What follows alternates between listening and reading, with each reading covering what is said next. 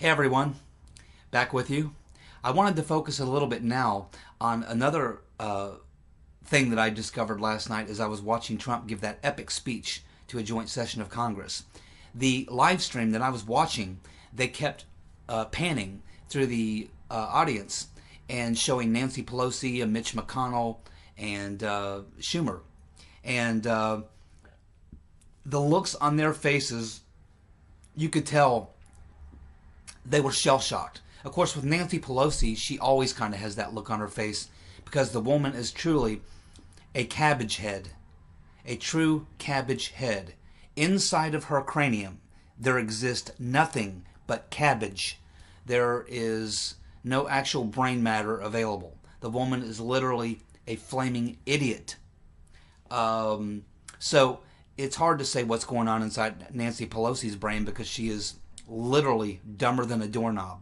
Now, I do think, though, that she was emotionally picking up on some things, and I have to think that going through her mind is exactly what to do, because I think she realized during that speech how effective Donald Trump was, and what probably putting fear in her heart was the fact that a lot of the things that he was talking about are issues that are generally things that Democrats and liberals are passionate about. The American workers, American jobs, and things like that. These are typically issues that the Democrats own. Well, Donald Trump took that away from them in this past election. And you know that the Democratic National Committee and the party leadership has to understand that a lot of that, what Trump said last night, was heavily resonating in those Rust Belt states that he won, that the Democrats were supposed to win, that Hillary was supposed to win. Michigan, Ohio, Wisconsin, Pennsylvania. These are places that Donald Trump wasn't supposed to win. But he won those places because he spoke directly to the issues of average working Americans. And he really had a heavy dose of that last night. This has to put the fear of God in the Democrats. And you could see Nancy Pelosi was mortified. And I think that's why. I think she realized that Trump had just hijacked the entire Democratic base last night of normal Democrats. I mean, not the progressives and the Trigglypuffs and snowflakes and these people. These people are nuts. And they don't like the Democratic Party either. They're just kind of out of it. They're just flies in the ointment we have to swat whenever they start annoying us. But for the actual normal Democrats in the South and the Midwest and the Rust Belt, places like that, they had to be watching that speech last night. And unlike Democrats who they've been voting for years and years, who do nothing but come and talk about some of these issues at election time but then do nothing about it, Donald Trump actually laid out specific policies and plans to deal with those particular issues. And I think that that's what scares the Democrats the most, is that Trump is effective. He is effective, and that's what they're not used to. They've never had to be effective. All they had to do is say, we're not the Republicans. They're racist. They're homophobes. They're the party of the corporatist. They're the party of the rich. Well, that doesn't play anymore, because everybody knows now that the corporate Democrats are the party of Wall Street and the rich. And it's now Donald Trump who has taken that mantle, and now he's running with it. So looking at the face of Nancy Pelosi, she was shell-shocked, and it was absolutely fabulous. I think that she and the Democrats face a very, very difficult situation right now because they got one of two choices. They can either choose to be obstructionist, like they did last night, to sit on their hands and not clap for things, even though they would benefit many people who normally vote Democrat, particularly the working class. They can either fight Trump on everything he tries to do. They can be obstructionist. They can do all these things, but it could very well come back and bite them right in the ass in 2018 and 2020. He could win even more Rust Belt states and win them by larger margins. So he could even cut into the Southwest. So the Democrats have to be shaking in their boots this morning, because I think they realize that this is one serious individual, and he's a lot smarter than they gave him credit for being. And I think that they are in a very difficult situation. They can either join Trump and work together with him to bring about good things to the people in the Rust Belt to the South, the working class, or they can fight him. And it's going to be a very dicey deal for the Democrats to decide what to do.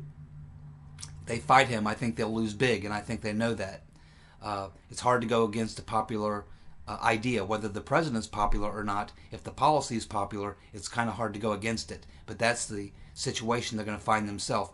As Stix Hexenheimer would say, they're between a cock and a hard place. Now, Mitch McConnell. Mitch McConnell realizes that his entire world is crashing down upon him. He has been a defender of the establishment and the status quo forever. He is horrible. He is totally lame, and Trump knows it. He looked so weak last night. He generally tries to portray himself as a strong leader of the Senate. But he looked so weak and helpless. The look on his face, he was stunned. He was absolutely stunned. I just don't think that he even knows. A lot like Pelosi, I don't think he knows exactly how to deal with this. Remember, these guys are establishment. They've taken a lot of money from the establishment. They're in with the establishment. They're being told to fight Trump. So Mitch McConnell finds himself in a very, very difficult situation. I think he understands that Trump resonates with working class people, and he does not. I think he understands that if he tries to drag his feet on the things that Trump wants to do, he could pay a very heavy political cost. He knows that people are serious. He knows that they're tired of what's been going on. And he knows that last night, as Trump looked out at that chamber, at those Republicans and Democrats, and he pointed out all of the failures, this was a direct attack on McConnell and Pelosi and both the Republicans and Democrats and the establishment. This was a direct attack on them. Now, Trump used the correct tone so he didn't come off like a bully, but he certainly laid it out very, very clearly for those people, particularly McConnell, being a Republican, that he has been part of the problem, and now he is going to have to become part of the solution, or he's going to face the consequences. And I don't think Mitch McConnell is interested in doing that. He is in a very tough spot, and you could see on the look on his face last night, he is bewildered. He doesn't probably know exactly what he's going to do moving forward, but he probably understands the consequences if he doesn't move forward with Trump's agenda. It's going to be very, very interesting to watch Mitch McConnell and the Republicans, the establishment Republicans. Chucky Schumer was just hilarious. I mean, a couple times they showed, and he just had put his head down, and he was also mortified. And I think it's not so much that they were looking at Trump and thinking, oh, this guy's a disaster, this guy's horrible. No, no, no. They were looking at Trump and realizing that he has stolen the left agenda that they had always used to get the working class vote. They realize now that Trump is essentially taking that away from them. And he probably understands what the consequences are going to be in elections coming up. Remember, Republicans have picked up 1,000 seats. Democrats have lost 1,000 seats in the last 4 election cycles. I think Schumer last night realized, I think it finally dawned on him exactly what is happening.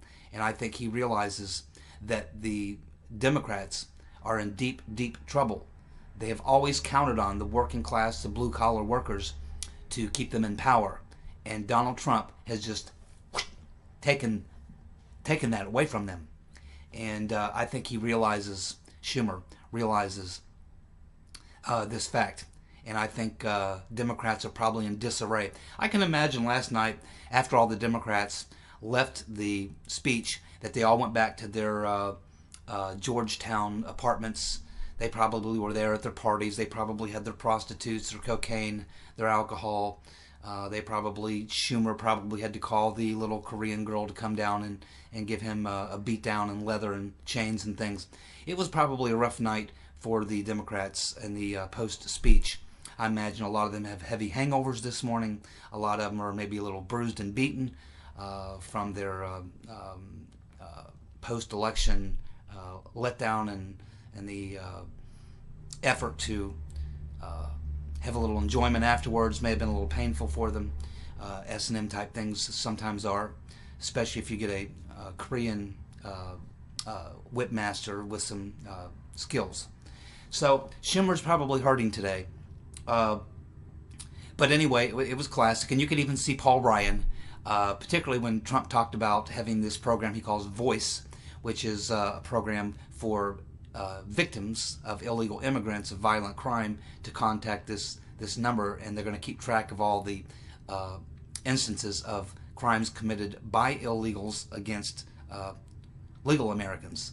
And you could see that the look on Paul Ryan's face when Trump mentioned that, he was trying to grin, but you could see his face was twisted. He was tortured by that. So it's funny also it's funny watching the looks on the faces of Republicans as it is watching the looks on the faces of Democrats.